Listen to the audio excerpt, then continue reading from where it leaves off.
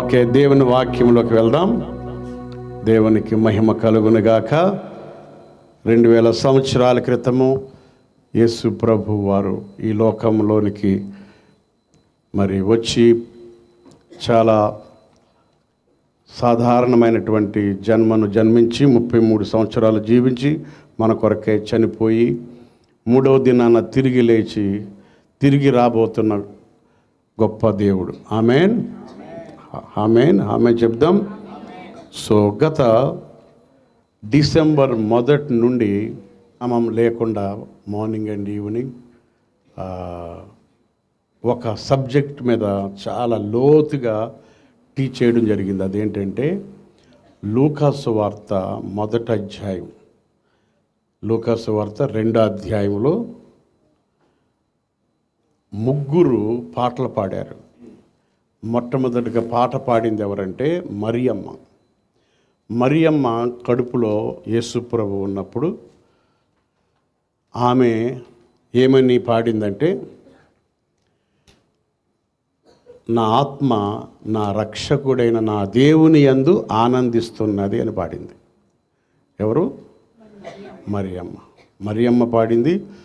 తర్వాత జకర్య పాడాడు. జకర్య ఎవరంటే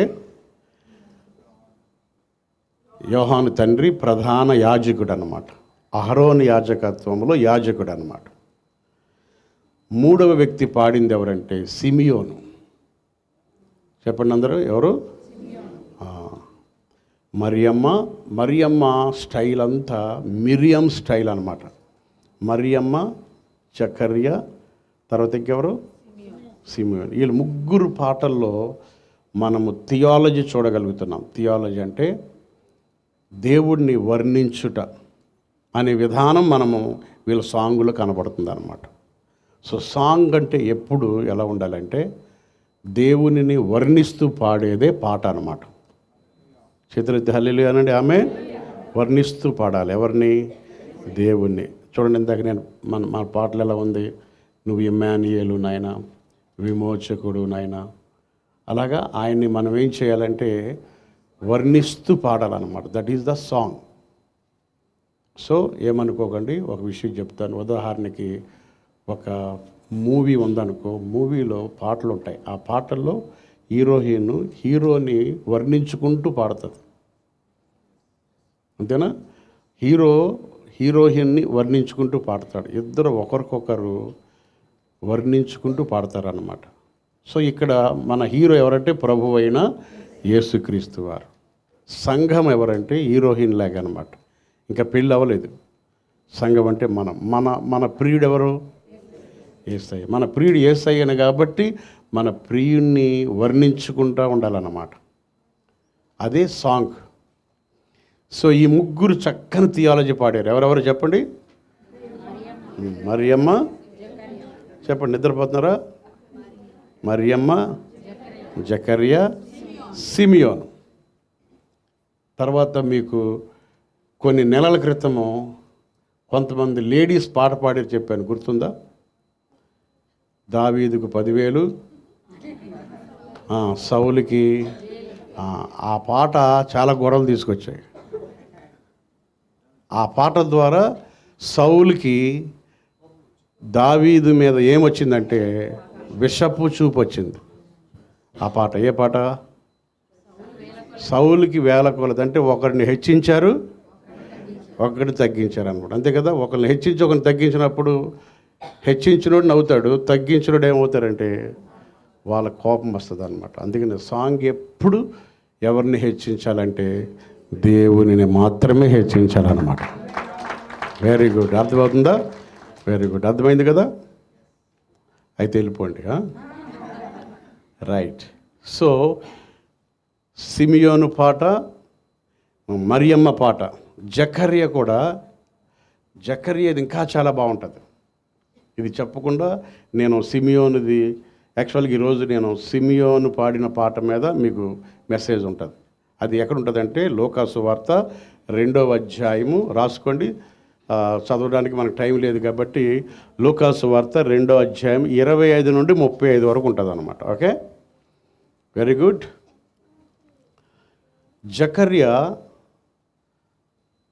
జకర్యాకి ఎలిజబెత్కి చాలా కాలం ఎవరు లేరు, పిల్లలు లేరు, బహువృద్ధులు అని ఉంటుంది బైబిల్లో.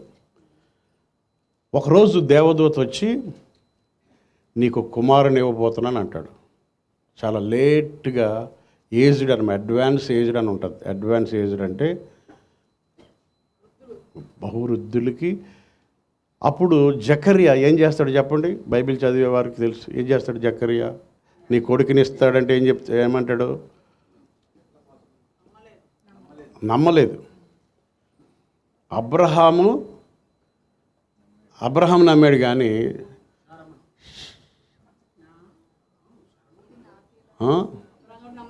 అబ్రహాం కూడా నమ్మలేదు. శారం నవ్వింది, అబ్రహాం నవ్వలేదు. దాని గురించి వేరే కూడా నవ్వాడు ఆయన. సో శారమ్మ నవ్వింది. ఓకే, నవ్వితే ఆమె నవ్వినందుకు ఆమె నోరు మూయలేదు దేవుడు. ఎవడు నోరు మూతాడో తెలియదు మనకి. హల్లెలూయా.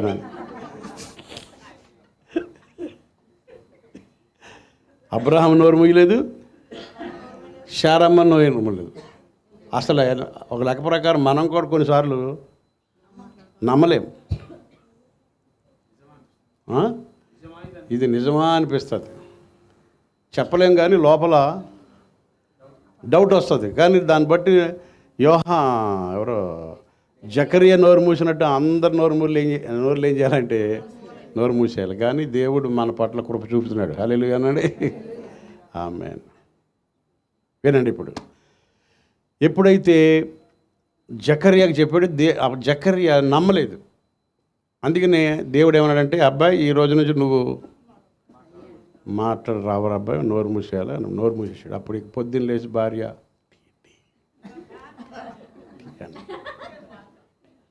ఏంటండి ఆమె ముందే మాట్లాడాలి.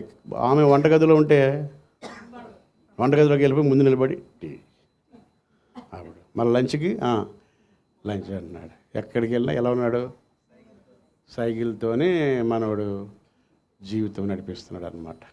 వింటున్నారా? ఆ రోజు సెల్ ఫోన్ లేవేమో, ఈరోజైతే వాట్సాప్తోనే నడిపిస్తున్నారు. ఆమెన్. ఇప్పుడు చాలామంది పిల్లలకి ఏంటి లంచ్ రెడీ ఎదురుగున్నా. ఓకే, చూడండి, జాగ్రత్తగా వినండి. ఓకే, హల్లెలూయా చెప్పండి ఒకసారి. సో నోరు కట్టబడిపోయింది, నోరు మూయబడిపోయింది. సో అప్పటికి ఆమెకి ఎన్నో నెల, ఎలిజబెత్కి 9 నెలలు నోరు రాలేదు. ఎన్ని నెలలు? 9 నెలలు. ఇంకా డెలివర్ అవుతుంది అనగా డెలివర్ అయ్యి పేరు పెట్టేటానికి అందరూ ఏదేదో పేరు పెడదాం అనుకుంటారు. ఈయన అంటాడు మరియమ్మ, ఎలిజబెత్ అంటది చదవదులే. ఎలిజబెత్ అంటది వీళ్ళ అమ్మ పేరు పెడదామా, వీళ్ళ అమ్మమ్మ నాన్న తాత పేరు పెడదామా, ఎవరి పేరు పెడదాం అంటది. ఆయన అంటాడు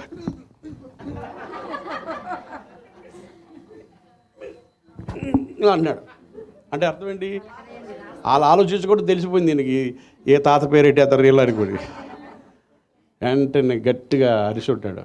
అది అడగడానికి ఏమీ లేదు. స్లేట్ తెమ్మన్నాడు.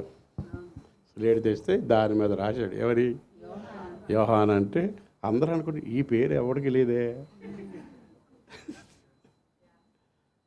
మన గ్రాండ్ ఫాదర్ తాతగారు ఉంటుందా, ఎవరికి లేదని పేరు రాయిగానే నోరు వచ్చింది. అవునా? పేరు యాక్చువల్గా యోహాన్ అంటే కృప. హల్లెలూయా అనండి. కృప ఎప్పుడైతే వచ్చిందో నోరు వచ్చేద్ది. హల్లెలూయా చెప్పండి. పేరు వచ్చేస్తుంది ఇమ్మీడియట్గా. నోరు వచ్చిన తర్వాత జాగ్రత్తగా వినండి. నాకు అసలు ఇప్పటికీ అది అర్థమవుతలేదు. లేక పుట్టాడండి కొడుకు.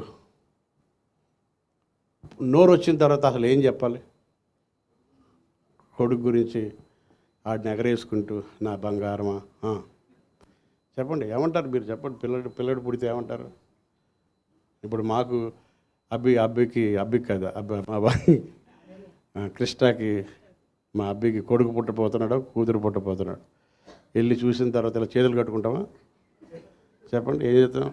కొత్త కొత్త భాషలు వచ్చేస్తాయి కదా. నా నా బంగారం అచ్చ ఈడి నాకులానే ఉన్నాడు, అన్నీ మేము ఇప్పుడు ఊహించుకుంటున్నాం. హల్లెలూయా అండి, ఆమేన్, ప్రైజ్ ద లార్డ్. అమ్మగారు కూడా ఏప్రిల్ వెళ్తుందేమో. ఇక ఆమె భూమి మీద ఆగుతలేదు, నేను భూమి మీద ఆగుతలేదు, వాళ్ళిద్దరు ఆగుతలేదు. Amen, praise the lord, praise the lord. ఏం పేరు పెట్టాలని మాట్లాడుతూ ఉన్నాం అనమాట. నిన్న అబ్బి అంటున్నాడు, యేసుదాస్ అని పెడతాను అంటున్నాడు. యేసుదాస్ మా నాన్న పేరు అనమాట. యేసుదాస్ అంటే జీసస్ లేవ్ అన్నాడు, అదే కదా, జీసస్ లేవ్ అన్నాడు అంటాను కృష్ణకి. Oh this name is very good అన్నదట. అమ్మాయి పుడితే ఏం పెడతారంటే ప్రిస్సిల్లా అని పెడతానంట. అంటే వీళ్ళ అమ్మ పేరు, అమ్మగారి పేరు. ఆ పేరు చెప్పగానే ఆమె హ్యాపీగా ఉంది, మా నాన్న పేరు చెప్పగానే అంటే ఆడు మమ్మల్ని టెక్స్ట్ చేశాడు అనమాట. ఏ పేరు పెడతాడు మనకేం తెలుసు కదా. పెట్టమని డిమాండ్ అయితే మనం చేయలేము. ఆమేన్. కానీ పొరపాటున మనం నా పేరు పెట్టినా మనం ఫుల్ హ్యాపీగా ఉంటాం, మా తాత పేరు పెట్టినా హ్యాపీగా ఉంటాం కదా, అంతేనా? కానీ ఒక 10 రూపాయలు ఇవ్వక 50 రూపాయలు ఇస్తాం అంతే. వాళ్ళు కూడా తక్కువలేం కాదు. పేరెట్టి కూడా ఆడు పేరెట్టాడంటే ముసలి ఆయన రాసిచ్చేస్తాడు ఒకసారి. అవునమ్మా? అమ్మో పిల్లలు, అరే తాత పేరు రాని ఇది అంటే ప్రౌడ్గా ఫీల్ అయ్యి చెక్కడి వీళ్ళు హెరిటేజ్ వారసులా ఫీల్ అయ్యి ఒక 6 ఎకరం ల్యాండ్ రాయొచ్చు. అదేంటో పిల్లలకి ఇవ్వరు, మళ్ళా ఎవరికి ఇస్తారు?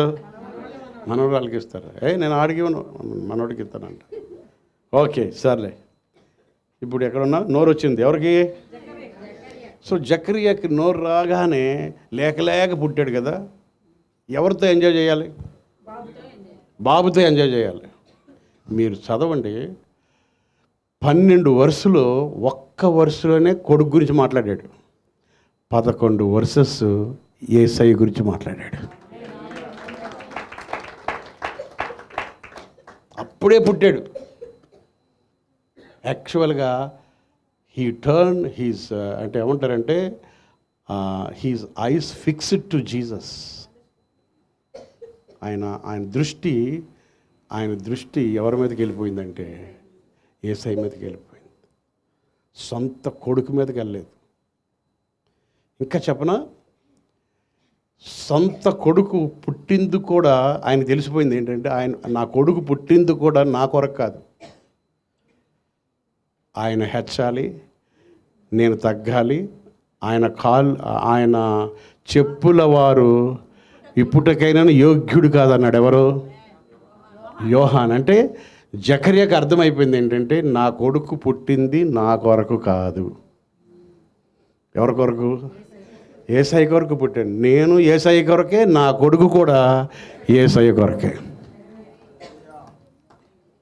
అందుకనే నీ కొరకు కాదు బ్రతికేది, నీ ఓన్ పీపుల్ కొరకు, నీ పిల్లల కొరకు బ్రతకూడదు. నీ పిల్లలు దేవుని కొరకే బ్రతకాలి, నువ్వు దేవుని కొరకే బ్రతకాలి. మనం అందరము అక్కడ మీరు చదవండి, ఇంటికి వెళ్ళి 68 నుండి 79 వరకు, లోక 1:68-79. అసలే ఒక్కవాడే తన కొడుకు గురించి మాట్లాడాడు, యేసయ్య కుమారుడు గురించి మాట్లాడాడు. అది చదివినప్పుడు అసలే నాకు ఎంత అనిపించిందంటే చాలా తన్మయించిపోయింది. అంటే లైఫ్ అది యోహాను ఎంతగా ఎవరైనా జకర్యా. దేవునికి స్తోత్రం. చేతులెత్తి హల్లెలూయా అనండి. ఆమేన్. చక్కగా రాస్తాడు. 11 వర్సెస్ యేసయ్య గురించి మాట్లాడాడు. అది ఆల్రెడీ నేను ఒక చోట ప్రసంగం చేశాను. సో తర్వాత ఈరోజు సిమియోను 24 చూడండి, 25 నుంచి చదవమ్మా. లోక 2:25 నుండి. యెరూషలేమునందు సిమెయోనను ఒక మనుషుడుండెను. యెరూషలేమునందు సిమియోనను ఒక మనుషుడుండెను. అతడు నీతిమంతుడును భక్తిపరుడునై ఉండి ఇశ్రాయేలు యొక్క ఆదరణ కొరకు కనిపెట్టువాడు. ఇశ్రాయేలు యొక్క ఆదరణ కొరకు కనిపెట్టువాడు. పరిశుద్ధాత్మ అతని మీద ఉండెను. పరిశుద్ధాత్ముడు అతని మీద ఉండెను. అతడు ప్రభువు యొక్క క్రీస్తును చూడక మునుపు మరణము పొందడని అతనికి పరిశుద్ధాత్మ చేత బయలుపరచబడి ఉండెను. ఆత్మవశుడై అతడు దేవాలయంలోనికి వచ్చెను. అంతటా ధర్మశాస్త్ర పద్ధతి చొప్పున ఆయన వయసు కూడా ఉందా? వయసు ఉందా అక్కడ? ఎక్కడ లేదా? But is a very old man. So వినండి, ప్రతిరోజు మందిరంలోకి వస్తున్నాడు. ఎవరన్నా భార్యాభర్తలు ఒక అబ్బాయిని తీసుకొని వస్తున్నారంటే టక్కన వస్తున్నాడు, వచ్చి చూస్తున్నాడు. చూసేసరికి వీళ్ళు కాదని మళ్ళీ వెళ్ళిపోతున్నాడు.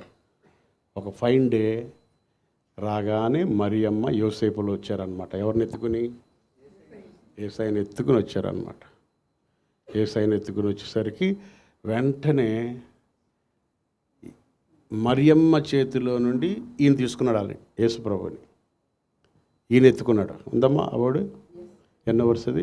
అంతటా ధర్మశాస్త్ర పద్ధతి 27 పద్ధతి చొప్పున ఆయన విషయమై జరిగించుటకు తల్లిదండ్రులు శిశువైన యేసును దేవాలయంలోనికి తీసుకుని వచ్చినప్పుడు అతడు తన చేతులలో ఆయనను ఎత్తుకొని ఆయనను ఎత్తుకొని అనండి. ఎవరిని ఎత్తుకున్నాడు? అది చదువుతున్నప్పుడు అసలే మనల్ని ఎత్తుకునే దేవుడిని ఆయన ఎత్తుకున్నాడు. దేవుడే మనల్ని ఎప్పటి వరకు ఎత్తుకుంటాడంట? ముసలి ముదిమి వచ్చే వరకు సంకనెత్తుకునే దేవుణ్ణి ఆయన ఎత్తుకున్నాడు అనమాట. సిమియోను ఎత్తుకుని పాట ఎత్తుకున్నాడు. దేవుణ్ణి స్తుతించుచు మైక్ ఆంజీ ఆయనను ఎత్తుకొని దేవుని స్తుతించుచు ఇట్లా అంటున్నాడు, నాదా ఇప్పుడు నీ మాట చొప్పున సమాధానముతో నీ దాసుని పోనిచ్చుచున్నావు. అన్యజనులకు నిన్ను బయలుపరచుటకు. ఏమంటున్నాడంటే, నీ దాసుని ఇంకా సమాధానంతో వెళ్ళిపోతాను నేను అంటే, యేసు ప్రభుని చూచే వరకు అతడు ఏమవడని ఉంది? చనిపోవడని ఉందన్నమాట. ఇప్పుడు యేసు ప్రభుని చూచిన తర్వాత ఏమన్నాడంటే, నేను సమాధానంతో వెళ్ళిపోతాను అంటున్నాడు. ఈయన తర్వాత ఇంకొక విధవరాలు ఉంది, ఆమె పేరు అన్న. ఆమె పెండ్లయ్యి 7 సంవత్సరాలే సంసారం చేసింది. 84 సంవత్సరాలు విధవరాలుగా ఉండి యేసయ్య కొరకు వెయిట్ చేసింది. మందిరంలో ఉపవాసం చేసుకుంటూ ప్రార్థన చేసుకుంటూ యేసయ్య కొరకు ఎదురు చూసింది అనమాట. మరియమ్మ కడుపులో ఉన్న యేసును కొనియాడింది. జకర్య మరియమ్మ కడుపులో ఉన్న యేసయ్యను కొనియాడాడు. సిమియోను యేసయ్యను కొనియాడాడు. అన్నమ్మ కూడా, అన్న కదా హేనా కూడా యేసయ్యనే కొనియాడుతున్నారు. ఒక రకంగా చెప్పాలంటే అంతా యేసుమయం అయిపోయిందన్నమాట. యేసు ప్రభు. సో అందుకని ఎప్పుడైతే సిమియోను యేసు ప్రభుని చేతుల్లో ఎత్తుకొని, మరి నాదా ఇంకా నీ దాసుని సమాధానముగా వెళ్ళనిమ్మంటూ ఒక మాట చెప్పాడు. చదువమ్మా. అన్యజనులకు నిన్ను బయలుపరచుటకు వెలుగుగాను నీ ప్రజలైన ఇశ్రాయేలీయులకు మహిమగాను నీవు సకల ప్రజల ఎదుట సిద్ధపరిచిన నీ రక్షణ నేను కన్నులారా చూశానని ఆయన్ని ఎత్తుకుని పాడుతున్నాడు అనమాట. అది పాట, అది దట్ ఈస్ ద సాంగ్. దానికి ట్యూన్ ఏంటో తెలియదు కానీ but he singing that song. ఏమంటున్నాడు? 25 చదువు. 20 and behold there was a అది కాదు, ఎక్కడి నుంచి అంటే 26 నుంచి. Lord, now you are lifting your servant, depart in peace according to your word. For my eyes have seen your salvation. My eyes have seen your salvation which you have prepared before the face of all peoples. A light all peoples అనండి. All peoples అంటే all peoples groups అంటారు. All peoples groups అంటారు. తన ప్రజలకు అంటాడు ఒక చోట, ప్రజలందరికీ కలగబోవు మహా సంతోషకరమైన సువర్తమానం. ప్రజలందరికీ. క్రిస్మస్ క్రిస్టియన్స్ కాదు, Christmas is for all peoples, all nations. Hallelujah. First క్రిస్మస్లో 8 మెంబర్సే ఉన్నారు. ఇప్పుడు క్రిస్మస్ చేసుకునేది వరల్డ్ పాపులేషన్లో 75% of the people are celebrating Christmas. Amen. Church ఎదిగిందా ఆగిందా? చర్చ్ ఎప్పుడు ఆగదు. చర్చికి ఇంకా ఎక్కువ ఎదగాలంటే ఏమవుద్దంటే ఒక్కోసారి స్ప్లిట్ అయిపోద్ది, పెరుగుతూ ఉంటుంది. చర్చి ఎందుకు ఎదుగుతుందంటే it is organ, it's not a organization. వ్యవస్థ కాదు, ఇది ఆర్గనైజేషన్. ఇది ఆర్గనైజేషన్ అంటే ఇది ఒక ఆర్గనైజేషన్. అంటే ఇది ఏమంటారు?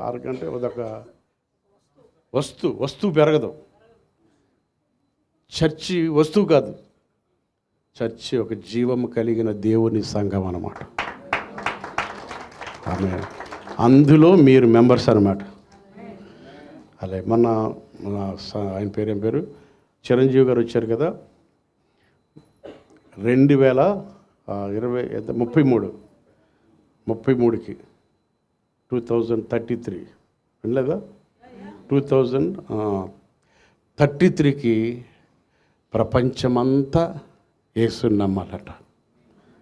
ఆ టార్గెట్తో ప్రార్థన చేస్తున్నారట. హల్లెలూయా. అందరూ హల్లెలూయా అనండి. ఆమేన్. ఈ మధ్యలో గొడవలు అవుతూ ఉంటాయి, కొడుతూ ఉంటారు, చంపుతూ ఉంటారు, తిడుతూ ఉంటారు. ఇవి జరుగుతూనే ఉంటాయి. కొంతమందిని దేవుడు అప్పగించేస్తాడు. మరణానికి అప్పచెప్పిన వాళ్ళు దేవుడు సెలెక్ట్ చేసుకుంటాడు అన్నమాట. సో దేవుని కొరకు నిలబడేవాడు నిలబడతారు, దేవుణ్ణి దూరం అయిపోవాలి దేవుని అయిపోతారు. ఎంత చేసినా ఆయన ఎన్నుకున్న వారిని దేవుడు ఆయన తీసుకుని వెళ్ళిపోతాడు. Praise the lord. ఆమేన్. మీకు అర్థమవుతుంది కదా ఇప్పుడు. సో ఇప్పుడు ఈయనేమంటున్నాడంటే సకల జనులకు రక్షణ నా కన్నులారా చూశానని పాట పాడుతున్నాను. సకల జనులకు చూడండి అక్కడ, which you have prepared before the face of all peoples. చదవమ్మా next. A light to bring revelation to the Gentiles and the a light to bring revelation to the Gentiles and the glory of your people Israel.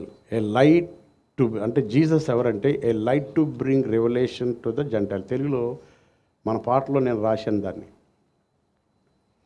అన్యజనులకు వెలుగుగాను తన ప్రజలకు మహిమ. ఆ వర్డే పెట్టాను అన్నమాట నేను. అన్యజనులకు ఆయన ఎవరు? వెలుగు. ఇశ్రాయేలు ప్రజలకు ఆయన ఎవరంటే మహిమగా పుట్టాడని సిమియోను ఏమన్నాడంటే, అంటే is hoping, is wandering, is longing, achieving. ఆయన ఎదురు చూశాడు అనమాట. అందుకని ఈ 25 నుండి 35లో 3 పాయింట్లు మీరు గుర్తుపెట్టుకోవచ్చు. ఫస్ట్ పాయింట్ ఏంటంటే వెయిటింగ్ అంటే వేచి ఉండడం. రెండోది ఏంటంటే బిహోల్డింగ్ అంటే చూడడం అనొచ్చు. బిహోల్డింగ్ చూడడం. మూడోది ఎంట్రస్టింగ్ అంటారు. ఎంట్రస్టింగ్ అంటే నమ్మడం. వేచి ఉండడం, చూడడం, నమ్మడం. చెప్పండి. ఎదురు చూడడం, నమ్మడం. వెయిటింగ్ అంటే ఎవరికి ఇష్టం ఉండదు కదా? మాట్లాడారమ్మా. భోజనానికి అక్కడ వెయిట్ చేయాలంటే వెయిట్ చేయలేం. చాలామందికి వెయిటింగ్ అంటే ఇష్టం ఉండదు. అబ్రహాం వెయిట్ చేశాడు, శారమ్మ వెయిట్ చేసింది. ఒక ఆయన అంటాడు, వెయిటింగ్ చేయగలిగిన పవర్ ఉంటేనంట you are in a good company అంట. హల్లెలూయా అనండి. You are in a good company అంట.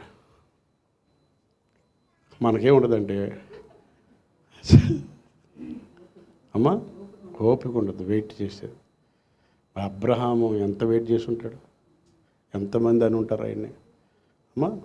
సో మనోడు సిమియోని ఎంత వెయిట్ చేశాడు, ఆమె ఎంత కనిపెట్టి ఉంటాడు. దేవునికి స్తోత్రం. అందుకని living by faith means learning to wait. విశ్వాసంతో మనం బ్రతకడం అంటే, విశ్వాసంతో మనం బ్రతకాలంటే దేవుని సన్నిధిలో ఏం చేయాలంటే వెయిట్ చేయాలంటారు. అందుకని చాలామంది ఏమంటారు వెయిట్ వెయిట్ అంటారు. చూసారు ఎప్పుడైనా? వెయిట్ అయ్యా వెయిట్ కదా, ఆగు తొందరపడుకు అంటారు. చూసారా? తొందరపడి అనవసరం లేదు. ఆల్రెడీ ఏమవుతుంటారు తొందరపడు. ఇంకేముంటారు జరా జరా ఏదంటారు హిందీలో జర కామ్కరు కామ్కరు కాదు, సారీ లేనిపోయింది ఇది. జరా సబర్, కొత్త వర్డ్ ఎప్పుడు నా చరిత్రలో వెళ్ళలేదు. జరా సబర్ కరు, వెయిట్ చేయి అంటే అడేం వెయిట్ చేయడు. పెళ్ళికి వెయిట్ చేయి అల్లెలు పిల్లలకి వెయిట్ చేయలేదంటే యూఆర్ ఇన్ బ్యాడ్ కంపెనీ అంట.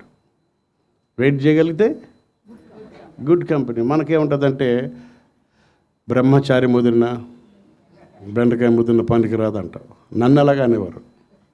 అప్పుడు నేను అనేవాడిని బెండకాయ ముదిరితే విత్తనాలకు పని చేస్తుంది అనేవాడిని.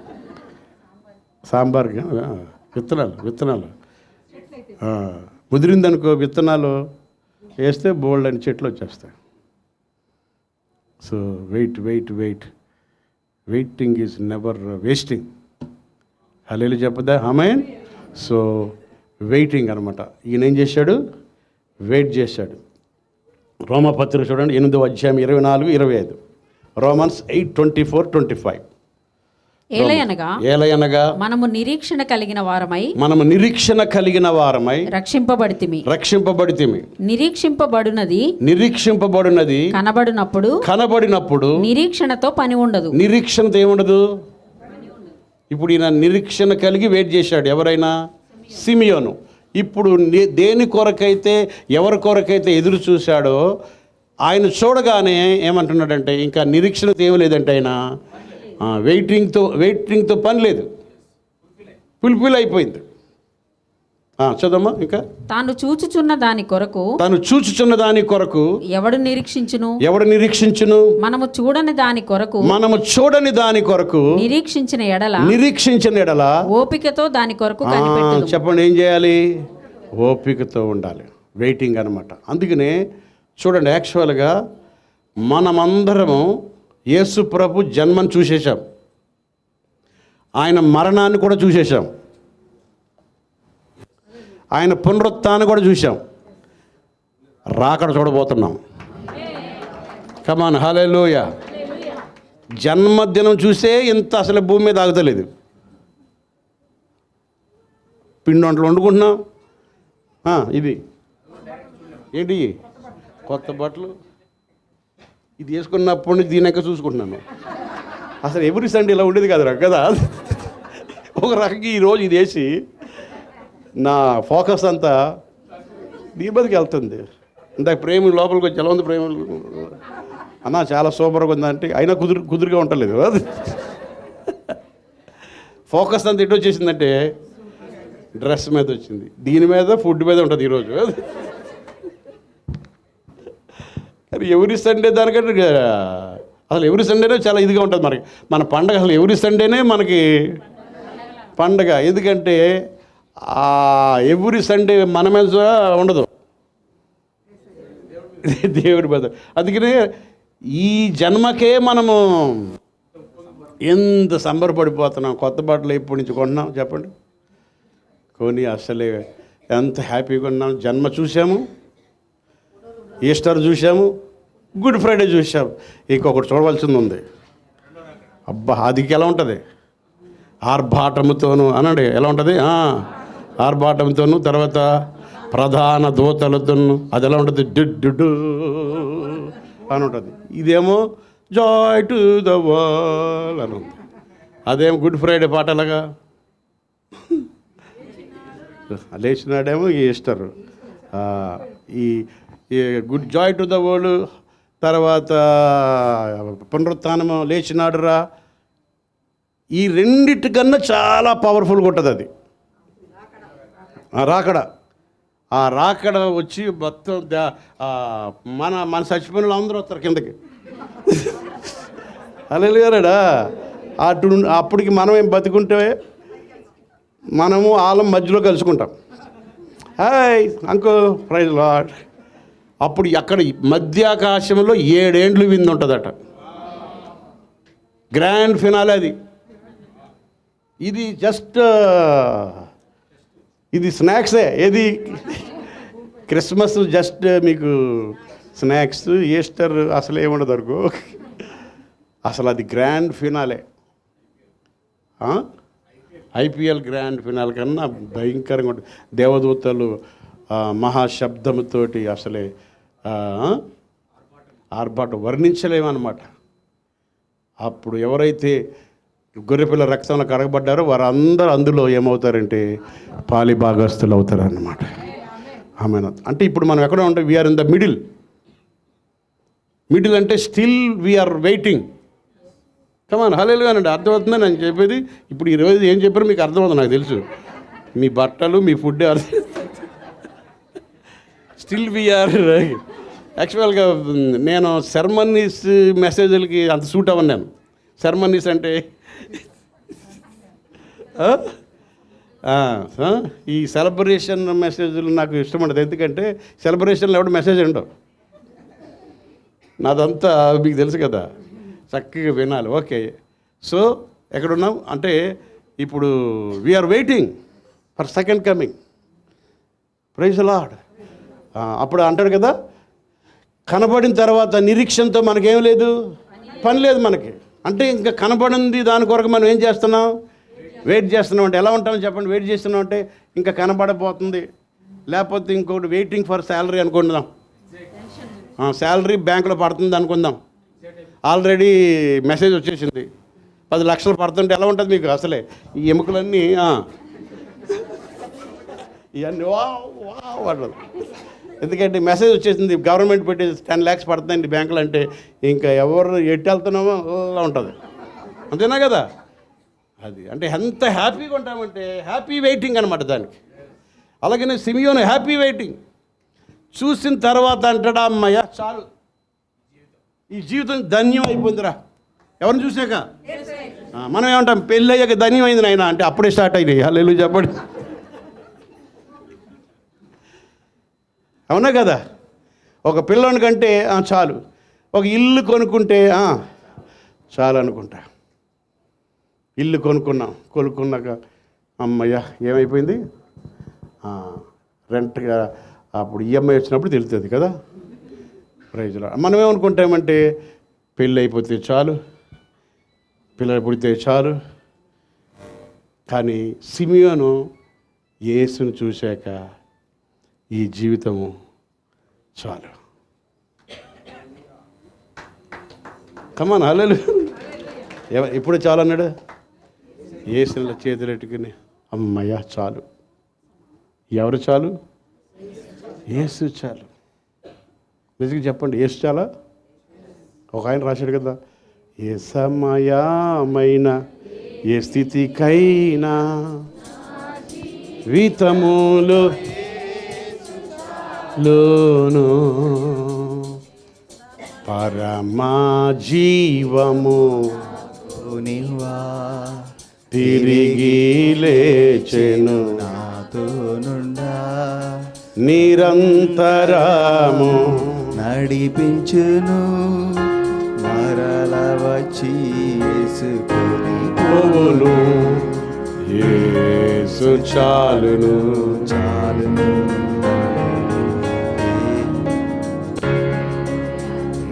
సమయమైన ఏ స్థితికైనా నా వితములు యేసు యేసు చాలు. సిమియోను యేసు చాలంటే ఇక చాలు, నా జీవితము ధన్యమైపోయింది. ఎవరిని చూసావు సిమియోను అంటే,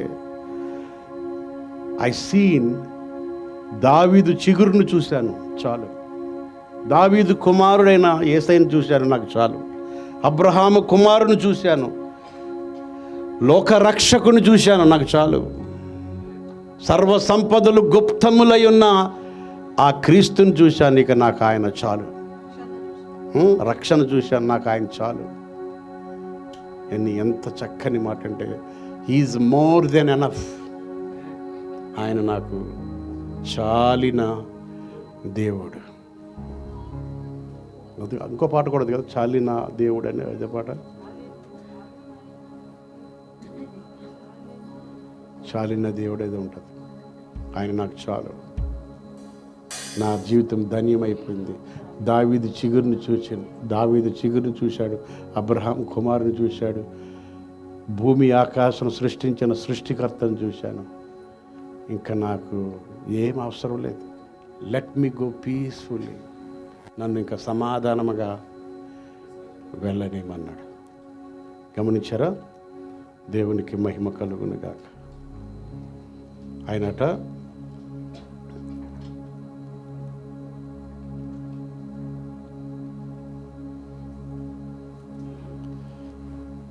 Simon never go to see any of the, he never go to see kingdom come. దేవుని రాజ్యము కొరకు చూడలేదట ఆయన. He never got to see the light and glory.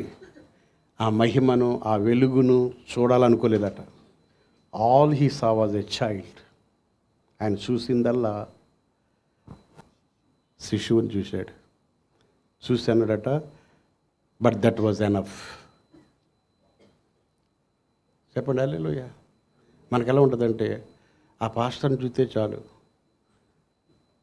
ఆ ప్రాఫెట్ని చూస్తే చాలు, ఆ చర్చిని చూస్తే చాలు, మెదక్ చర్చ్ చూస్తే చాలు. హల్లెలూయా అండి. ఇవన్నీ ఎందుకు చూస్తున్నామంటే, ఈయన నీకు కనపడలేదు కనుక ఇవన్నీ చూస్తున్నాం. ఈయన ఒక్కసారి ఉత్తముడని రుచి చూస్తే ఇక ఏది నీకు రుచి ఉండదు. చేతులైతే హల్లెలూయా అనండి. నీ ముందు చచ్చిపోయిన లేపిన ప్రవక్త వెళ్ళినా నీకు ఆడి మీద ఉండదు. చేతులైతే హల్లెలూయా అనండి. ఇంకెవ్వరి మీద నీకు ఏముండదంటే మనసు ఉండదు. ఆయన అన్నాడు కదా, నాకు ఇంకా జీవితం చాలు నాకు. ఎందుకంటే అసలు చూడవలసిన వాడిని చూశాను, ఎవరిని చూసినా ఇంకోటి కావాలంటావు. యేసయ్యను చూస్తే ఆయన కడుపులో నుండి జీవజల నదులు పారుతాయి. హల్లెలూయా. ఈ నీళ్లు త్రాగువాడు మరలా ఏమవడు? చెప్పండి, మాట్లాడండి. యేసయ్య అంటాడు, నా నీళ్లు త్రాగువాడు ఇక వేరే నీళ్ళకి దాహం రాదు. నీకు అసలు ఎవరిని చూడలేవు నువ్వు. ఎందుకంటే ఈయన అతి కాంక్షణీయుడు, అతి మనోహరుడు, అతి సుందరుడు, 10,000లో అతి సుందరుడు. ఇంకా ఆయన చూసిన తర్వాత, ఆయన టచ్ చేసిన తర్వాత, ఆయన కృప నీకు అర్థమైన తర్వాత ఇక నీకు ఎవడు పైనుంచి కిందకి దింపినా, కింద నుంచి పైకి దింపి అసలు నీకు అసలు అది అసలే ఇది సీరియస్గా ఉండదు అనమాట. అందుకని వాళ్ళు రాస్తున్నాడు ఆయన, when Simons because this is the child upon whom everything will depend. ఈ చైల్డ్ మీదే అంత డిపెండ్ అయి ఉందన్నమాట. When Simon says Jesus is everything going to be okay, అంతా జీసస్లోనే ఉంది. If Jesus is here, everything is the matter of time అట. Is a more than enough. Is enough. When see Jesus, he is enough. నువ్వు యేసయ్యని చూస్తే ఆయనే నీకు చాలన్నమాట. ఇంకెవ్వరిని చూడాలని అనిపించదు అనమాట. చేతులెత్తి హల్లెలూయా అనండి. అర్థమవుతుందా? ఆమేన్. ఎందుకు ఆయనలో అంత ఉందంటే చూడండి, ఎఫెసీ పత్రిక అనుకుంటా, కొలసీ పత్రిక 2వ అధ్యాయము. ఓకే, త్వరగా ముగించుకుందాం. 2వ అధ్యాయము 2 నుంచి చదవమ్మా. కొలెషన్స్ 2nd చాప్టర్, కొంచెం 15 నిమిషాలు ఓపిక పట్టండి, అయిపోద్ది. 2వ అధ్యాయం 2 నుంచి చదవమ్మా. కొలెషన్స్ 2. మీ కొరకును లవోదికీయ వారి కొరకును శరీర రీతిగా నా ముఖము చూడని వారందరి కొరకును నేను ఎంతగా పోరాడుచున్నానో మీరు తెలుసుకొని కోరుచున్నాను. వారు ప్రేమయందు అతుకబడి సంపూర్ణ గ్రహింపు యొక్క సకల ఐశ్వర్యము కలిగిన వారై దేవుని మర్మమయ్యున్న క్రీస్తును. చెప్పండి, ఈయనెవరు? దేవుని మర్మం. సిమియోను చేతుల్లో ఎవరున్నారు? దేవుని మర్మం అంటే God's mystery is in the hands of Simeon. ఒక రకంగా నన్ను చూసిన వారు, యేసుప్రభు అంటాడు కదా, నన్ను చూసిన వారు ఎవరిని చూసినట్టు? తండ్రిని, దేవుని చూసినట్టే అంటాడు. అంటే సిమియోను యేసుప్రభుని చేతుల్లో పెట్టుకుని హీఈస్ ఎనఫ్, ఈయన నాకు చాలు, అంతే, ఇంకా నాకు ఈ లోకములు ఏది అవసరం లేదు కదా. హల్లెలూయానండి. ఆమేన్. కొన్నిసార్లు ఏంటి బ్రదర్, ఏంటి దర్శనం ఏం చూస్తున్నామంటే, నేను ఒక పావురం చూశాను అంటాడు. పావురం చూసి హ్యాపీ అవుతాడు. పావురం ఎక్కువ, యేసయ్య ఎక్కువ? యేసయ్యని చూసాక ఇంకా పావురము నథింగ్.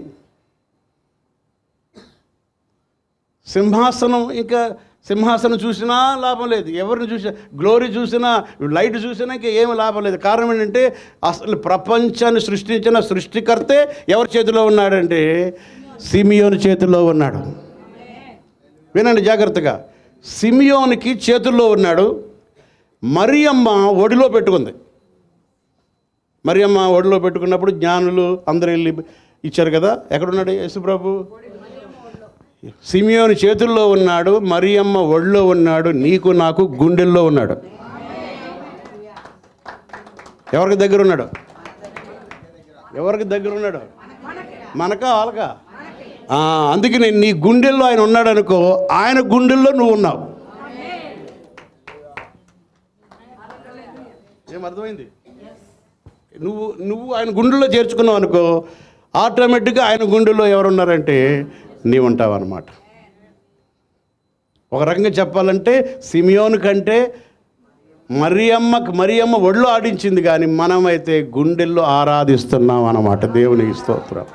హల్లెలూయా.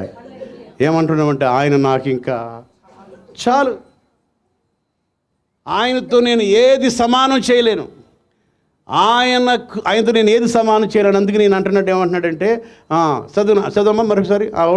అదే దేవుని మర్మమై ఉన్న క్రీస్తును స్పష్టముగా తెలుసుకున్న వారై తమ హృదయములలో ఆదరణ పొందవలనని వారందరి కొరకు పోరాడుచున్నాను.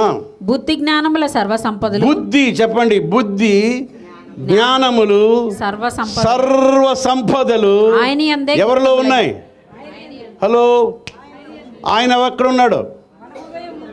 సిమోన్కి, నీకు కాదు, సిమోన్కి ఎక్కడ ఉన్నాడు చెప్పండి. అంటే బుద్ధి ఎక్కడుంది? చేతుల్లో ఉంది. సర్వ సంపదలు ఎక్కడున్నాయి? చేతుల్లో ఉన్నాయి. ఆయనకేమో చేతుల్లో ఉన్నాయి, నీకెక్కడున్నాయి? బుద్ధి జ్ఞానము సర్వ సంపదలు. అసలే యేసయ్య నీకున్నాడంటే నీకు అన్నీ ఉన్నట్టు. మిమ్మల్ని ముఖం చూస్తుంటే ఏమి లేనట్టులాగా ఉన్నా. హల్లెలూయా, ప్రైజ్ ది లార్డ్. యేసయ్య ఉన్నాడు. అందుకని యెహోవా నా కాపరి, నాకేమీ లేదా? యెహోవా నా కాపరి, ఏమీ లేదు. ఇప్పుడు మిమ్మల్ని వచ్చి ఎవరైనా అడిగితే ఏమంటారు? ఎక్కడుంది? మీకు తెలిసిందే కదా అంటారు కదా. ఏమీ లేదు. చెప్పాను కదా ఎన్నోసార్లు, ఏమీ లేదంటే ఉన్నది పోద్ది. ఉన్నదంటే లేనిది వస్తుంది. హల్లెలూయా. చూసారా, ఆయన చేతుల్లో ఎవరున్నారంటే దేవుని మర్మం అయిన క్రీస్తు ఉన్నాడు, బుద్ధి జ్ఞానములు సర్వసంపదలు కలిగి ఉన్న యేసు ఎవరి చేతుల్లో ఉన్నారంటే సిమియోన్ చేతుల్లో ఉన్నాడు. అందుకని ఏమంటాడంటే నాకు ఇంకా చాలు, నాకు ఇంకా ఏమీ అవసరం లేదు. దేవునికి స్తోత్రం. చూడండి ఎఫెసీ ఫిలిప్పీ పత్రిక తీయండి త్వరగా 3వ అధ్యాయం 3వ వచనం చదవమ్మా. ఫిలిప్పీ పత్రిక 3వ అధ్యాయం 3వ వాక్యం. ఫిలిప్పీలకు రాసిన పత్రిక 3వ అధ్యాయం 3వ వాక్యం. ఎందుకనగా శరీరమున ఆస్పదము చేసుకొనక దేవుని యొక్క ఆత్మ వలన ఆరాధించుచు క్రీస్తు యేసునందు అతిశయపడుచున్న మనమే సున్నతి ఆచరించు వారము కావల్యునంటే నేను శరీరమున ఆస్పదము చేసుకొనవచ్చును, మరి ఎవడైనాను శరీరమున ఆస్పదము చేసుకొనదలిచిన ఎడల నేను మరి ఎక్కువగా చేసుకొనవచ్చును. 8వ దినమున సున్నతి పొందితిని, ఇశ్రాయేలు వంశపు వాడనై బెన్యామీను గోత్రంలో పుట్టి హెబ్రీయుల సంతానమైన హెబ్రీయుడనై ధర్మశాస్త్ర విషయము పరిసయుడనై ఆసక్తి విషయము సంఘమును హింసించువాడనై ధర్మశాస్త్రము వలన నీతి విషయము అనింద్యుడనై ఉంటిని. అయినను ఏవేవి నాకు లాభకరములై ఉండెనో, చూడండి, ఏవేవి నాకు లాభకరమై ఉన్నవో వాటిని క్రీస్తు నిమిత్తము నష్టముగా ఎంచుకొంటిని. అంటే దేనికి ఎవరికి వాల్యూ ఎక్కువైంది అంటే దేనికి వాల్యూ ఇచ్చాడు, ఎవరికి వాల్యూ ఇచ్చాడు చెప్పండి. యేసు ప్రభుకి ఎక్కువ వాల్యూ ఇచ్చాడు. జకర్యా కూడా కొడుకుకి వాల్యూ ఇచ్చాడా, యేసు ప్రభుకి వాల్యూ ఇచ్చాడా? యేసు ప్రభుకి వాల్యూ ఇచ్చాడు. ఇప్పుడు పౌలు ఏమంటున్నాడంటే ఏవేవి లాభమైనవో అవి నాకు అయినను ఎన్నో వరుసది 7 ఏవేవి నాకు లాభకరములై ఉండెనో వాటిని క్రీస్తు నిమిత్తం నష్టముగా ఎంచుకొంటిని. But what things were gain to me these I have counted loss for Christ. క్రీస్తు కొరకు నష్టముగా ఎంచుకున్నాను. క్రీస్తు కొరకు కౌంటెడ్ లాస్ అంటే క్రీస్తు కొరకు నష్టపరుచుకున్నానంటే యాక్చువల్గా నష్టం అనేది నష్టం అవ్వదు. నీకెవరన్నా నిన్నెవరన్నా నష్టపరిచినా, నువ్వు నష్టపోయినా క్రీస్తు నీకుంటే అది ఎప్పటికీ ఏం కాదంటే నష్టం కాదు. అర్థమవ్వలేదు. క్రీస్తు నీకున్నాడు కదా, సప్లై చేసేవాడు ఎవరో క్రీస్తే. క్రీస్తు నీకున్నప్పుడు నిన్నెవరు నష్టపరిచినా, నువ్వు నష్టపోయినా, క్రీస్తు కొరకు నువ్వు నష్టపోయినా ఆ నష్టం వల్ల ఏమవుతుందంటే రెస్టోర్ అయిపోద్ది. ఎందుకంటే ఆశీర్వదించే యేసు నీ దగ్గర ఉన్నాడు అన్నమాట. ఉదాహరణకి ఒక మీటింగ్స్ వచ్చాయి 4 రోజులు. ఓకే, 4 రోజులు మీటింగ్స్ వచ్చినప్పుడు ఆ 4 రోజులు నీకు రోజుకు ఒక 2,000 ఇస్తున్నారు. 4 రోజులకి ఎంత అయింది? 8,000 అయింది. 8,000 మీరు జాబ్కి వెళ్ళకుండా ఆ మీటింగ్ కొరకే వచ్చారు. అంటే మీరు ఏమయ్యారు? ఎవరి కొరకు లాస్ అయ్యారు? యేసు కొరకు లాస్ అయ్యారు. అవునా? అక్కడ అంటున్నాడు పౌలు, what things were gain to me these I have counted loss for Christ. యేసయ్య కొరకు నువ్వు నష్టపోయినప్పుడు దానికి నువ్వు 8,000 పోయింది కదా, నీకు అవసరమైతే 7 రెట్లు ఇవ్వచ్చు. ఎవరు ఆమెను అంటలేదు. ఆమెను అనగానే లోపల అంత భక్తి లేదులే అనుకుంటారు. అంటే నువ్వు వాంటెడ్గా కూడా నష్టపోదామని ప్రభు కొరకుంటే కూడా ఆయన రెస్టోర్ చేయగలుగుతాడు. నేను నష్టపరిచినా you are not a loser.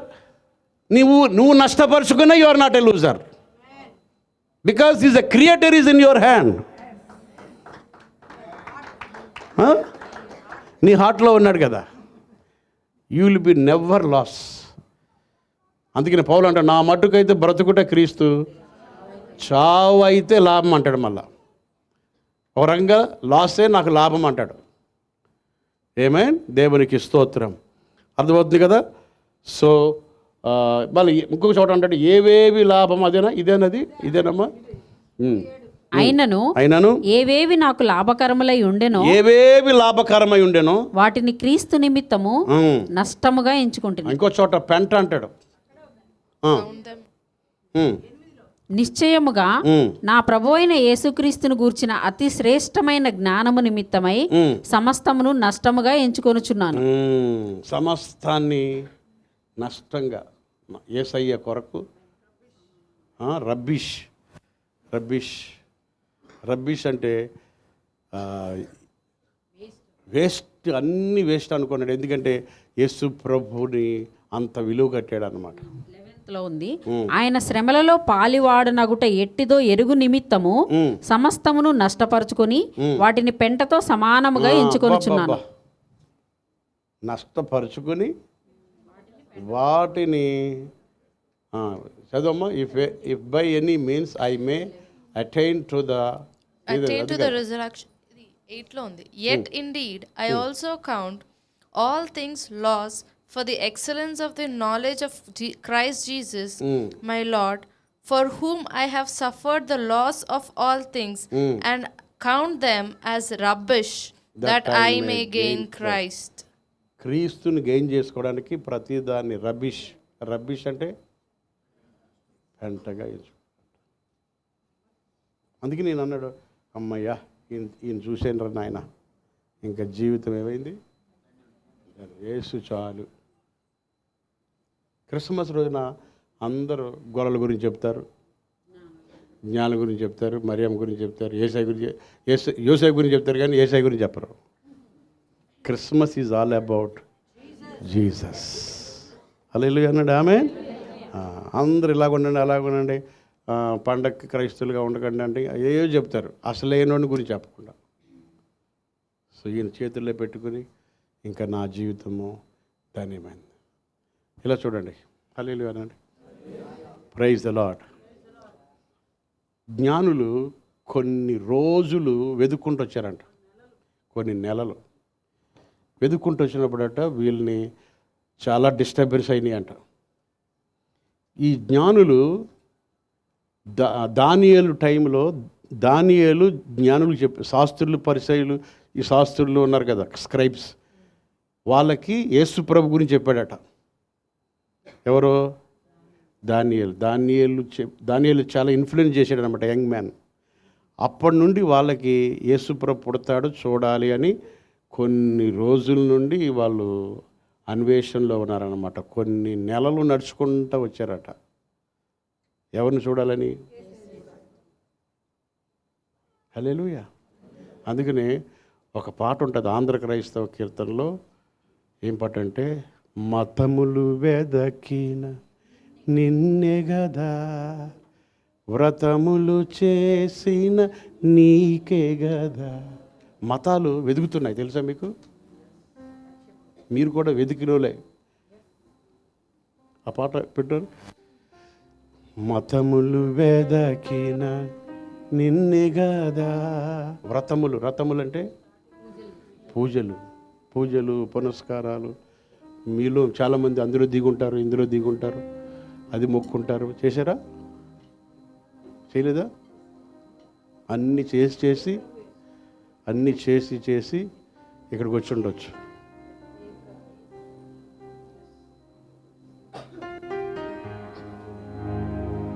శరణం పెట్టు.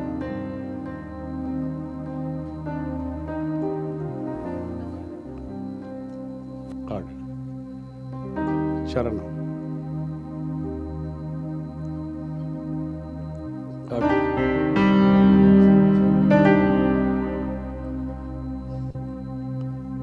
కాడు కాడు.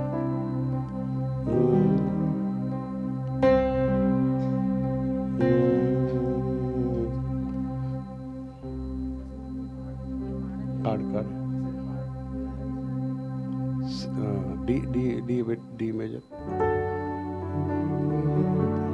మతములు వెదకిన నిన్నే గదా, వ్రతములు గోరిన నిన్నే గదా. మతములు వెదకి వ్రతములు గోరిన నిన్నేగా. పతితులు దేవుని స్తుతులని నేర్పిన హితమతి నీవేగా సిల్వదరా పహరా శాపహరా హే ప్రభు యేసు హే ప్రభు హే ప్రభు వసుత సిల్వదరా పాపహరా హే ప్రభు యేసు హే ప్రభు యేసు. చరణం వేరే చరణం. ఓకే.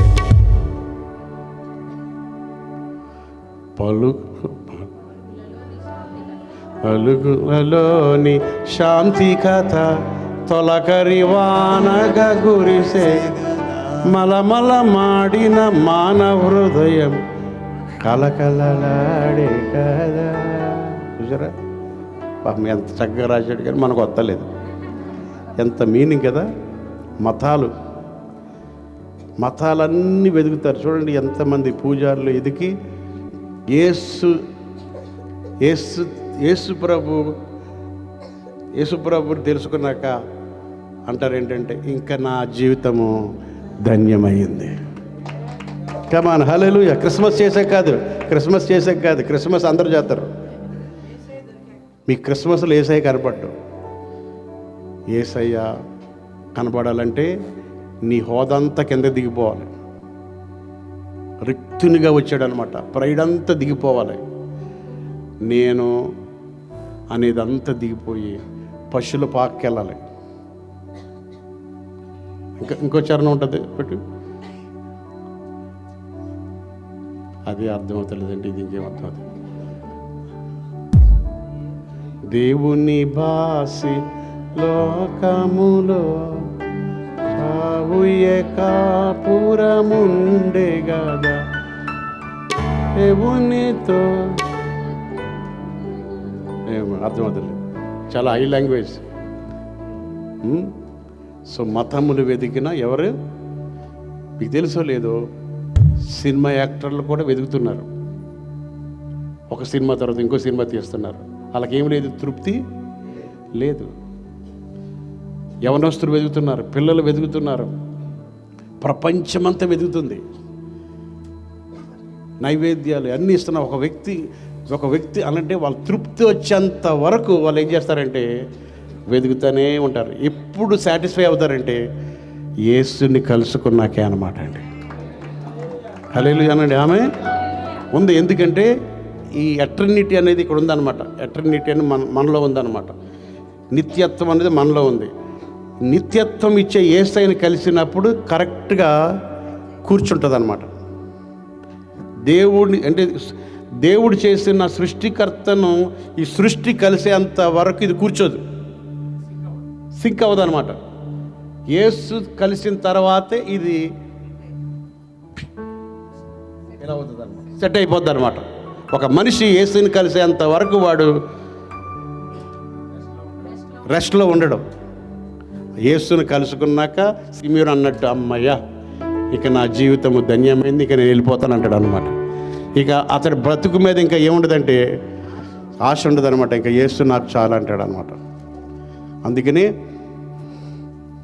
మతములు వెతుకుతున్నాయి, పతితులు వెతుకుతున్నారు, ప్రపంచమంతా వెతుకుతున్నారు, జ్ఞానులు వెతుకుతున్నారన్నమాట. ఈయన ఎవరో చూడాలని కొన్ని వేల మైళ్ళు దాటుకుంటూ వచ్చారు. అందరిలో చూడండి అలాగ వచ్చారు.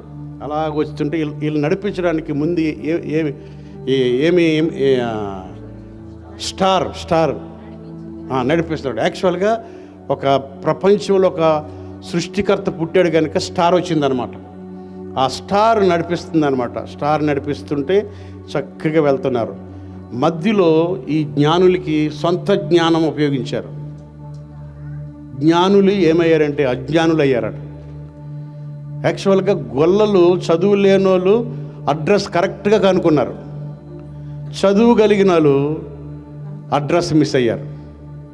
చదువు లేని వాళ్ళు ఏమో కరెక్ట్గా వెళ్ళారు, చదువు ఉన్న వాళ్ళేమో మిస్ అయ్యారు. మధ్యలో ఎక్కడికి వెళ్ళారు చెప్పండి? హేరోదు ఇంటికి వెళ్ళారు. హేరోదు ఇంటికి వెళ్ళి ఒక మాట అన్నాడు, యూదులకు రాజుగా పుట్టినవాడు ఎక్కడున్నాను అనగానే వెంటనే ఆయన ఏమన్నాడంటే, సో హీ వాజ్ ట్రబుల్డ్ అని ఉంటుంది. ట్రబుల్డ్ అనండి, తెలుగులో ఏముంది, కలవరపడ్డాడు అని ఉంది. కలవరపడ్డాడు అనండి, కలవరపడ్డారు ప్రజలందరూ. రాజు కలవరపడ్డాడు, ప్రజలందరూ కలవరపడ్డారు. చూడండి, లైఫ్లో ఎప్పుడు కలవరపడకూడదు. యేసయ్య అన్నాడు కదా, మీ హృదయాలను ఏం చేయొద్దు అన్నాడు, కలవరపడదు.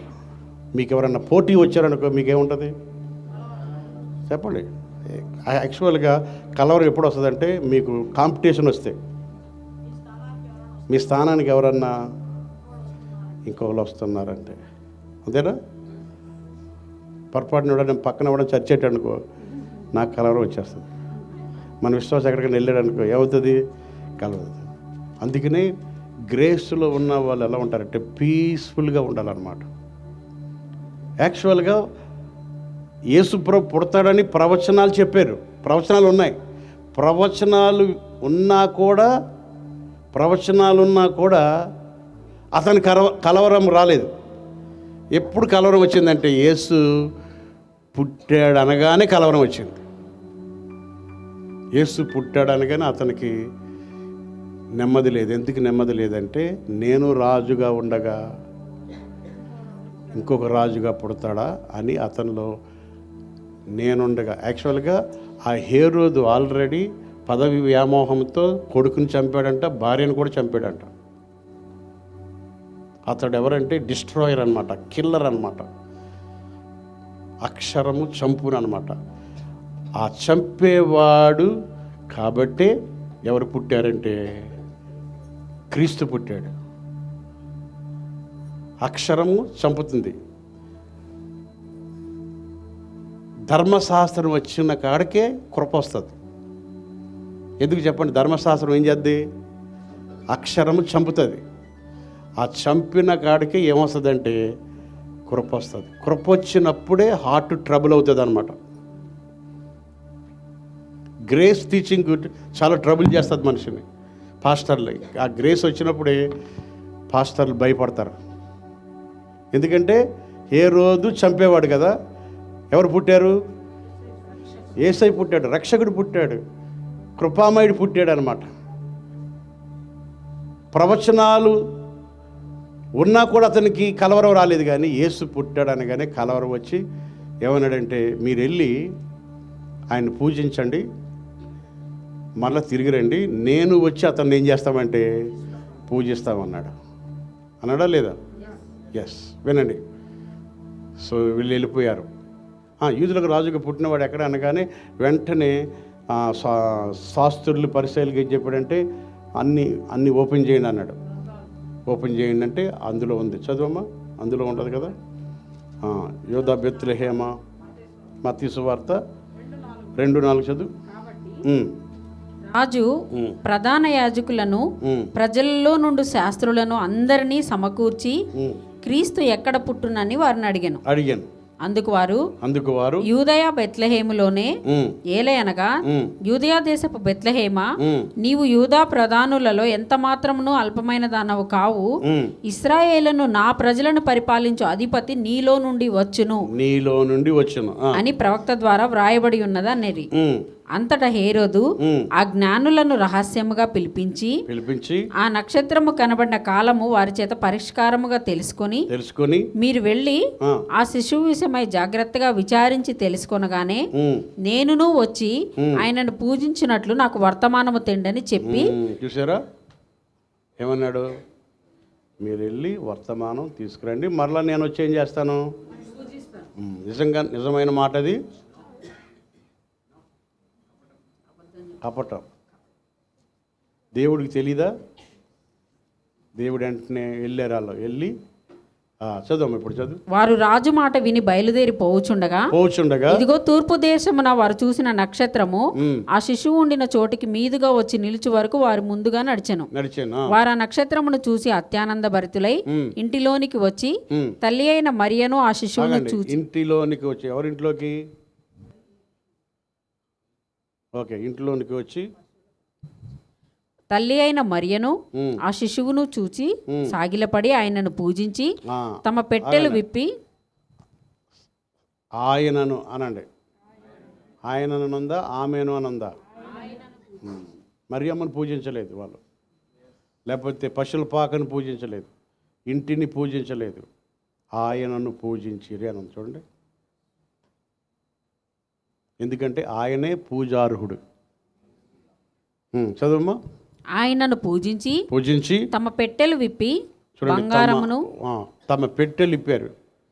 ఎన్ని తెచ్చారు? ఎన్ని పెట్టెలు చెప్పండి? బంగారం, బోలము, సాంబ్రాణి. పెట్టెలు ఇప్పి బంగారమును సాంబ్రాణిని బోళమును కానుకలుగా ఆయనకు సమర్పించారు. ఆయనకు అందు మళ్ళా ఆయనకు అన్నం చూడండి. ఆయనకు సమర్పించిరి. ఆయనను పూజించిరి, ఆయనకు సమర్పించిరి. హల్లెలూయా. సో ఇక్కడ మనం గమనిస్తే ఎంత దూరం నుండి నడుచుకుంటా లేకపోతే ప్రయాణం చేసి వచ్చారు. ఎవరి కొరకు వచ్చారు చెప్పాలి? యేసయ్యను చూశారు. సిమియోను కూడా యేసయ్యను చేతుల్లో పెట్టుకున్నాడు. వీళ్ళు కూడా యేసయ్యను చూశారు. అత్యానంద భరితులు అయిపోయారు. తిరిగి ఎక్కడికి వెళ్ళాలి ఇప్పుడు? హేరోదు ఇంటికి వెళ్ళాలి. రమ్మన్నాడు కదా, మీరు సమాచారం ఇమ్మన్నాడు కదా. ఇప్పుడు తిరిగి ఇంటికి వెళ్ళే లోపల తిరిగి హేరోదు ఇంటికి వెళ్దామనే లోపల చిన్న నేప తీసుంటారు ఎక్కడో. లేదు, మనోళ్ళేగా నేపలా తీసు అలా. హల్లెలూయా. నేపలో డ్రీమ్ వచ్చేసింది. ఆ నేపలో ఇప్పుడు మీరు కూడా కొంతమంది తీస్తున్నారు. మీకు దేవదూత వస్తాడు. హల్లెలూయా. ఆ నేప అలా బేబీ మాట్లాడుకుంటా ముగ్గురు అలా మాట్లాడుకుంటూ అలా వెళ్ళి ఉంటారు. ఆ నేపలో దేవదూత వచ్చేసి మీరు హేరోదు ఇంటికి వెళ్ళకండి అన్నారు. తర్వాత ఉంది అమ్మ. హేరోదు నొద్దకు వెళ్ళవద్దని స్వప్నమందు దేవుని చేత బోధింపబడిన వారై. స్వప్నమందు అంటే కలలో. కొంతమందికి ఊరికి నిద్ర వస్తుంది, ఊరికి డ్రీమ్ వచ్చేది. చూసారా? నాకు అలాగే వస్తుంది. నేను కారు ఎక్కగానే వచ్చేది, డ్రీమ్ వచ్చేది నాకు. పక్కన నోవా గారు ఉంటాడు. హల్లెలూయా. అది టాలెంటే. హల్లెలూయా అన్నాడు. ఆమె ఆ కళలో ఏం చెప్పాడంటే దేవదూత, హేరోదు నొద్దకు వెళ్ళవద్దని. ఎక్కడికి వెళ్ళొద్దు? హేరోదు ఇంటికి వెళ్ళొద్దు. ఎప్పుడైతే వీళ్ళు ఇంటికి రాలేదో మనోడికి ఇంకా ఏమైపోయింది? మొత్తం ట్రబుల్డ్. ముందు ట్రబుల్ అయింది, కలవరం నుండి ఉగ్రుడయ్యాడని ఉంటుంది అక్కడ. ఉగ్రుడు, ఆగ్రహమా. ఆ జ్ఞానులు తన్ను అపహసించిరని హేరోదు గ్రహించి బహు ఆగ్రహము తెచ్చుకొని. ఏం తెచ్చుకున్నాడు ఇప్పుడు? ఆగ్రహం అనండి. ఆగ్రహం అంటే అనుగ్రహం కాదు. ఆగ్రహం అంటే ఏంటి? కోపం. అందుకనే ముందు ఆగ్రహానికి ముందు ఏమవుతుంది? కలవరం వస్తుంది. కలవరం అంటే దాన్ని ఏమంటారంటే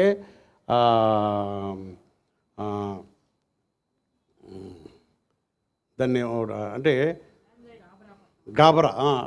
ఆ వర్డ్ ఏముందమ్మా కూడా దాంట్లో ఏముంది? Then Herod, when he saw that he was deceived by the wise men, was exceedingly angry. అబ్బో, ఎక్సీడింగ్లీ యాంగ్రీ అంట. And he said, మామూలు కోపం రాలేదు ఆయనకి. ఎంత కోపం వచ్చిందంటే, మరి రాజుగారు కదా, పెద్ద శాసనం రాయించేశాడు. ఏంటి శాసనం చెప్పండి? 2 సంవత్సరాలు కలిగిన పిల్లలందరినీ, అంటే అందులో ఒక ఆయన ఉంటాడు. ఎవరు? యేసయ్య. యేసయ్య ఇందాక అమ్మగారు చెప్పారు కదా, యేసయ్యే జీవం. జీవాన్ని ఎవరైనా చంపుతారా? చంపలేరు. అందుకనే రామాలో అంగలార్పు వినబడని అంటది. రామాలో అంగలార్పు వినడానికి గల కారణం ఏంటంటే, జ్ఞానులు తమ సొంత జ్ఞానాన్ని ఉపయోగించారు. అజ్ఞానులు అయ్యారు కాబట్టి, వీళ్ళు ఇంటికి వచ్చారు కాబట్టి ఆ ఇంటికాడ ఏ రోజు కలవరం వచ్చింది, ఇప్పుడు ఏమొచ్చింది, కోపం, ఉగ్రుడైపోయి 2 సంవత్సరములు కలిగిన పిల్లలందరిని ఏం చేయమన్నాడంటే చంపేయమన్నాడు. అందరిలో చూడండి, ఇలా ఎప్పుడైతే చంపేయమన్నాడో ఈయన చంపే ఎవరో హేరోదు ఎప్పుడైతే చంపేయమన్నాడో ఇంత లోపల యోసేపు మరియమ్మలు పడుకున్నారు. ఈ పడుకున్నప్పుడే వస్తుందండి ఇవన్నీ. హల్లెలూయా కదా, అవును కదా. తన ప్రజలు నిద్రించుచుండగా ఆయన గారికి ఇస్తున్నాడు. మీరు కూడా పడుకునే ఉన్నారు చూడండి, వింటున్నారు. హల్లెలూయా చెప్పండి. ఎందుకంటే నేను అలా సైలెన్స్గా చెప్తున్నాను కాబట్టి మీకు పట్టేస్తుంది. మంచిదే. ఇప్పుడు మరియమ్మ యోసేపులు కూడా నిద్రలో ఉన్నారు. నిద్రలో ఉండగా మరల చదవమ్మా. హేరోదు చనిపోయిన తర్వాత ఇదిగో ప్రభువు దూత ఐగుప్తులో యోసేపునకు స్వప్నమందు ప్రత్యక్షమై. అప్పుడు అర్థమైంది నాకు, దేవుడు మాట్లాడాలంటే పడుకోవాలి.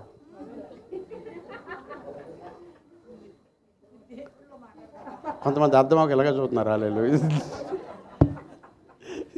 క్రిస్మస్లు చేసి చేసి చేసి నిద్ర రాక ఏమవుతుంది, క్యారల్స్కు వెళ్ళి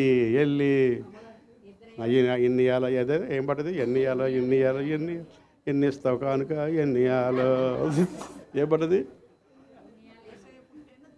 పడు, ఎన్ని ఇవ్వాలో చేసయ్య పుట్టెను, ఎన్ని ఇవ్వాలో దునియాలో కదా, పడండి.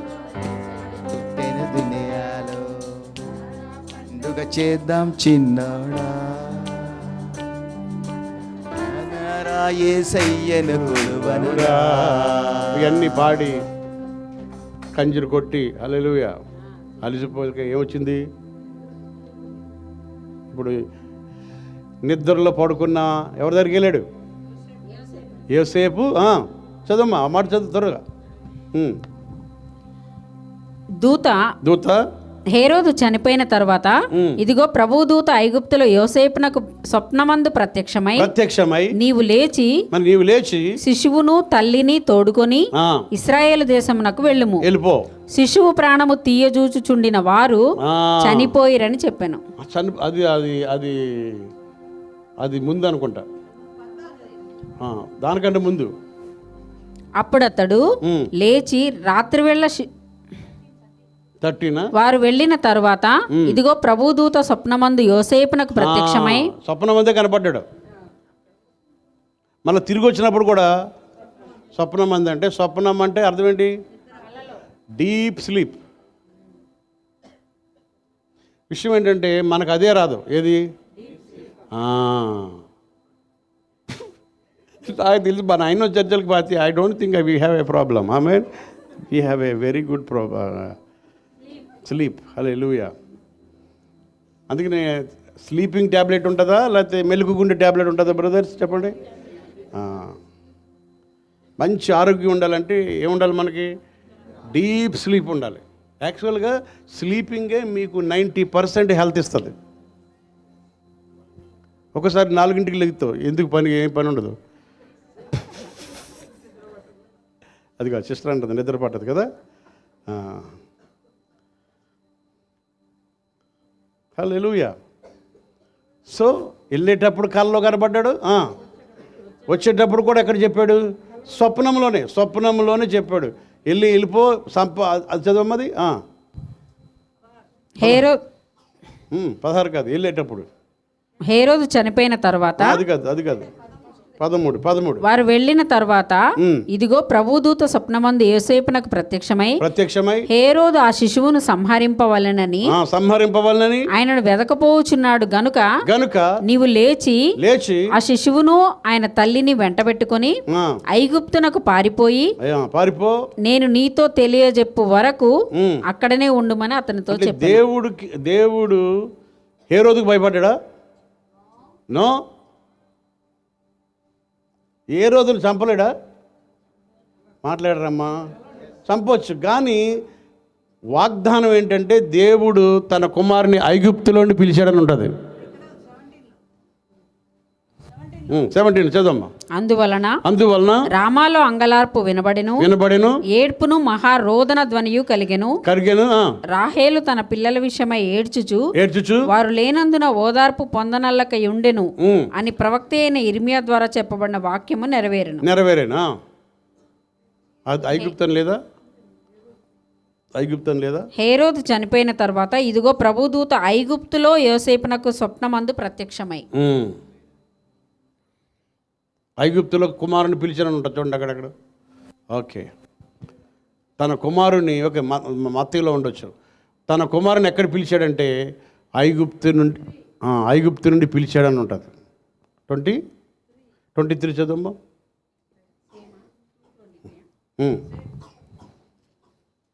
23 అయితే అర్కెలాయు తన తండ్రి అయిన అది కాదు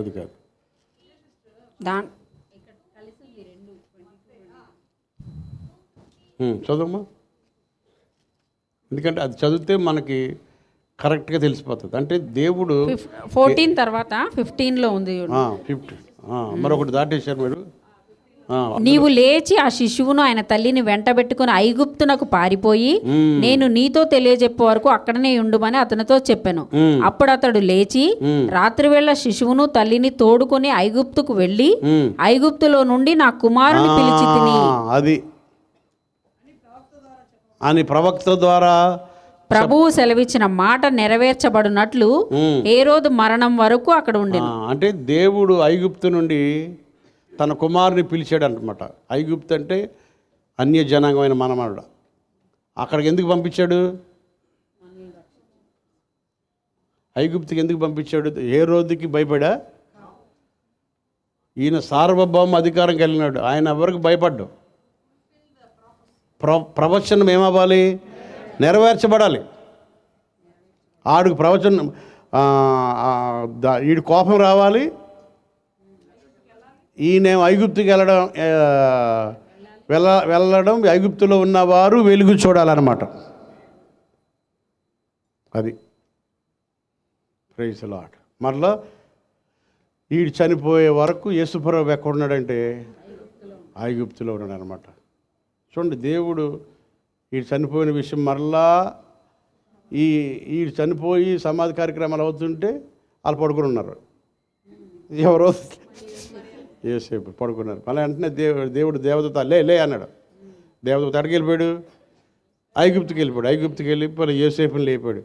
యోసేపుని లేపి అన్నీ కళ్ళలో చెప్పాడు. ఆయన చచ్చిపోయాడు, మీరు లేచి తిరిగింటికి వెళ్ళిపోయినాడు, ఇశ్రాయేల్ దేశానికి వెళ్ళిపోమన్నాడు అంటున్నారా?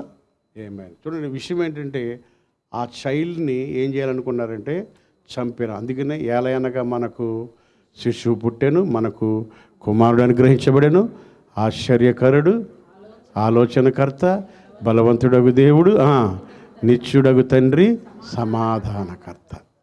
ఆ యేసు ప్రభుని చేతుల్లో ఎత్తుకుని, ఆ చైల్డ్ని యేసు ప్రభుని ఎత్తుకుని, ఇక నా జీవితము ధన్యమైంది. ఆమేన్. సో యేసు నాకు చాలు అని చెప్పినట్టుగా మనం చూస్తున్నాం. సో ఇప్పుడు వెయిటింగ్ చూసాం, ఇంకోటి ఏం చూసాం? బిహోల్డింగ్ చూసాం, వేచి ఉండుట, చూచి ఉండుట, మూడవది నమ్ముట. అయిపోయింది. 33వ వాక్యం ఇంట్రెస్టింగ్. 33వ వాక్యం 33 లూక్ 2:33. యోసేపు ఆయన తల్లి. ఇలా చూడండి, ఇందాక పొద్దున్న యాక్చువల్గా ఎగ్జాంపుల్ చూపించాను. బ్రదర్ వస్తారా ఎవరైనా? ఒకసారి రండి, అది ఇవ్వండి.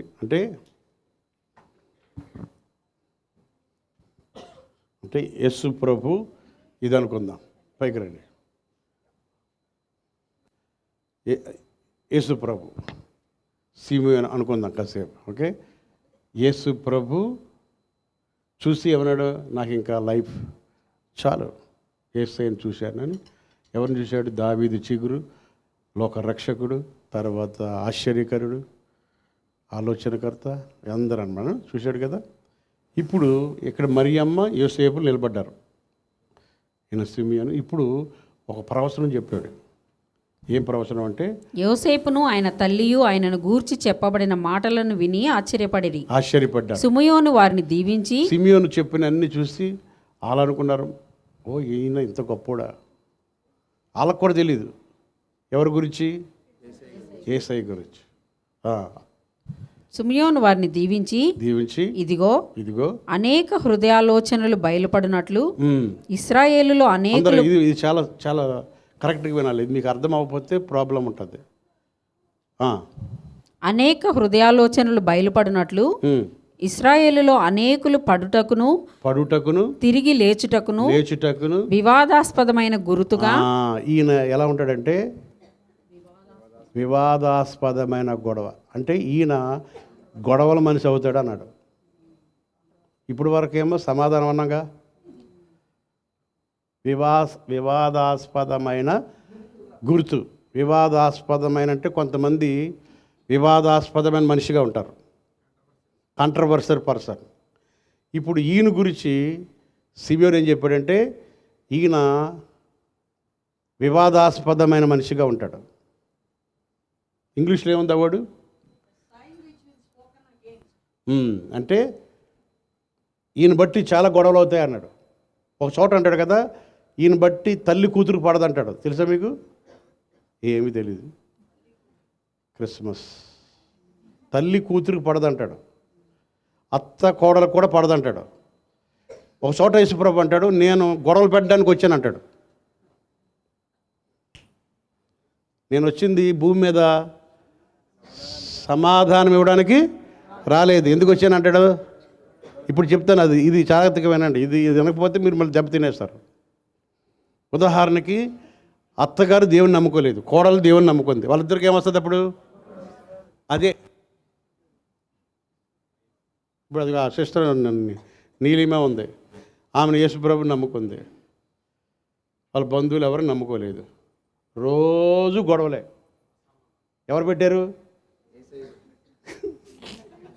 అర్థమైందా? ఇప్పుడు చాలామంది మీరు మీ మీ మతంలో మేము కలము, మీకు మీ అమ్మాయికి మా అమ్మాయిని లేదా మాట్లాడరమ్మా అంటే ఒక రకంగా యేసుప్రభు వచ్చి ఏం పెట్టినట్టు? గొడవ పెట్టినట్టు.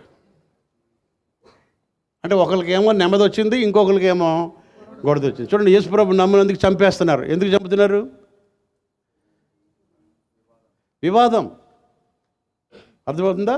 వినండి. ఇప్పుడు సిమియోను చెప్తున్నాడు అనమాట. ఆయన వివాద ఏమిటిది?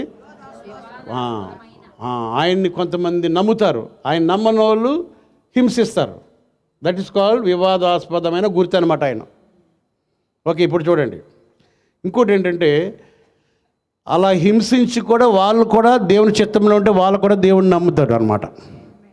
చెప్పండి అందరూ హల్లెలూయా. ఇప్పుడు చాలామంది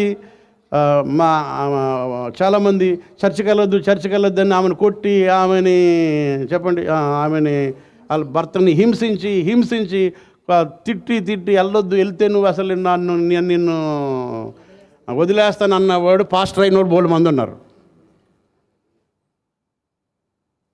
అవునా లేదా చెప్పరే? అంటే కొట్టినోడే, తిట్టినోడే, హింసించినోడే అతను కూడా దేవుడు ఏం చేసుకున్నాడంటే మార్చేసుకుని మారిపోయిన వాళ్ళు బోల్డ్ మంది ఉన్నారు. లేరా? అది ఇప్పుడు చూడండి ఏమంటున్నాడంటే సిమియోను అసలైన ఓడ అంటున్నాడు. చదవమ్మా నెక్స్ట్. ఇశ్రాయేలులో అనేకులు పడుటకును తిరిగి లేచుటకును వివాదాస్పదమైన గుర్తుగా ఈయన నియమింపబడి ఉన్నాడు. మరియు నీ హృదయములోనికి, మరియంతో చెప్తున్నాడు. ఇప్పుడు చాలా షాకింగ్ న్యూస్ ఆమెకి. నీ హృదయములోకి ఒక ఖడ్గము దూసుకొని పోవునని. ఏమవుతుంది? ఒక ఖడ్గం వెళ్తుంది అన్నాడు. షాక్ అయిపోయి ఉండొచ్చు. ఖడ్గము దూసుకొని పోవునని ఆయన తల్లి అయిన మరియతో చెప్పాను. నిజంగా ఆ మాట వినగానే షాక్ అయి ఉండొచ్చు. కరెక్ట్గానే జరిగింది. ఏంటంటే ఒక రకంగా చెప్పాలంటే యేసు ప్రభు మరణం గురించి, యేసు ప్రభు హింసల గురించి చెప్తున్నాడు అనమాట ఆమెకి.